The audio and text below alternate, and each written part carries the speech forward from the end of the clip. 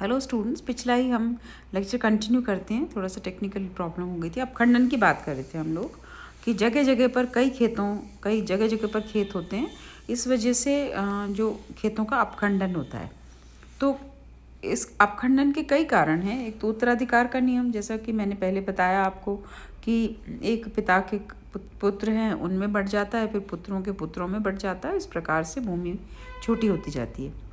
फिर भूमि पर जनभार में वृद्धि हुई है कि भाई बहुत सारे जनसंख्या बढ़ने की वजह से भी। फिर उद्योग धंधों के विकास में पर्याप्त तेज़ी से विकास नहीं हुआ, तो इस वजह से भी बहुत समस्या हुई। फिर संयुक्त परिवार प्रणाली का विघटन हो गया। जैसे मान लीजिए चाचा, ताऊ और पिता सब साथ रहते हैं तो खेतों को बांटने की ज़रूरत नहीं है, लेकिन अलग हो जाते हैं तो खेतों को बांटने की ज़रूरत होती है।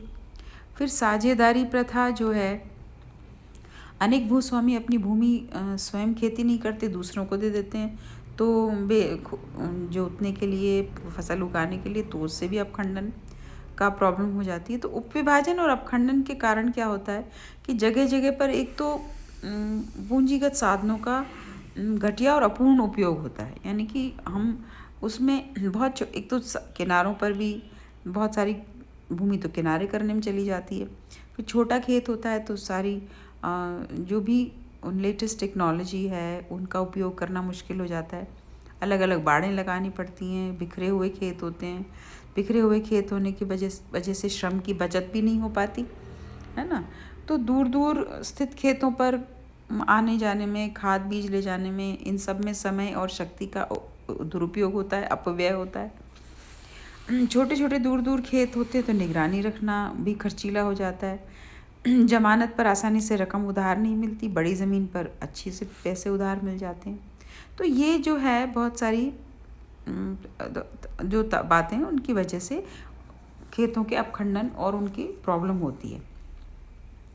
अब क्या है कि बहुत सारे इसके उपाय हम इस प्रकार से कर सकते हैं कि उपखंडन की जो समस्या है उसका हल सबसे बड़ा है सहकारी संयुक्त खेती। कि लोग आपस में खेतों को मिला लें और आपस में अपने अपने खेतों के आकार के हिसाब से और फसल बोलें और उसको अपने खेत के आकार से फसलों को बांट लें। लेकिन ये बहुत सहकारी खेती बहुत ज़्यादा सफल नहीं हो पाई, क्योंकि इसमें बहुत ही संयुक्त रूप से बहुत प्रेम मोहब्बत और विश्वास से काम चलता है। फिर सहकारी सेवा समितियां हैं जो कि विकास करके कृषि की उत्पादकता बढ़ा सकती हैं। तो सहकारी सेवा समिति प्रॉपर बने, साख की सुविधाएं उससे मिलती हैं, कृषिगत साधन प्राप्त होते हैं, तो छोटा किसान बड़ा किसान के रूप में काम कर सकता है। फिर आर्थिक जोतों का निर्धारण और अनार्थिक जोतों के स्वामियों को अधिक भूमि उपलब्ध कराने की व्यवस्था की जा सकती है। कैसे कि खेतों के अत्यधिक उपविभाजन और अपखंडन को रोका जा सकता है कि भाई इससे ज़्यादा अपखंडन नहीं होगा। तो भूमि के काफ़ी उपजाऊ होने पर छोटी खेतें आर्थिक नहीं रह जाती और अनार्थिक हो जाती, यानी जो उन पर जितना भी सामान खाद बीज और लगाया जाए लेकिन उससे बहुत अच्छी फसल हम नहीं ले सकते। तो एक लिमिट की जा सकती है कि इससे ज़्यादा खेत आगे नहीं बढ़ेगा। इस प्रकार के हल इसमें निकाले जा सकते हैं, है ना। अब देखिए बहुत सारे और तरीके हैं जनसंख्या पर नियंत्रण करके। जनसंख्या का नियंत्रण तो खैर वैसे भी बहुत बड़ा विषय है। हम जनसंख्या जब स्टडी किया उसमें हमने इस पर बातचीत की थी।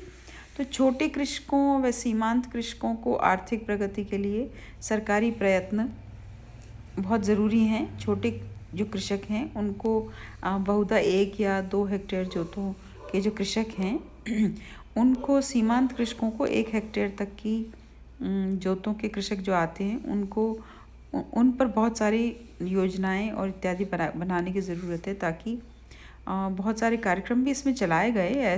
SFDA यानी कि लघु कृषक विकास एजेंसी, है ना। इसके अलावा एकीकृत ग्रामीण विकास कार्यक्रम चलाया गया ताकि छोटे किसानों को सहायता पहुंचाई जा सके। फिर इस प्रकार के बहुत सारी योजनाएं जो कि खेतों के आकार और उनके संबंधित समस्याओं को दूर करने के लिए चलाए गए। ठीक है, तो ये जो खेतों के आकार की समस्या है ये बहुत मेजर एक समस्या है भारतीय कृषि अर्थव्यवस्था की। इस पर कुछ प्रश्न हैं जो आप देख सकते हैं, ये हैं। मैं आपको असाइनमेंट के रूप में दे देती हूँ, ये आप देख लीजिएगा, ठीक है।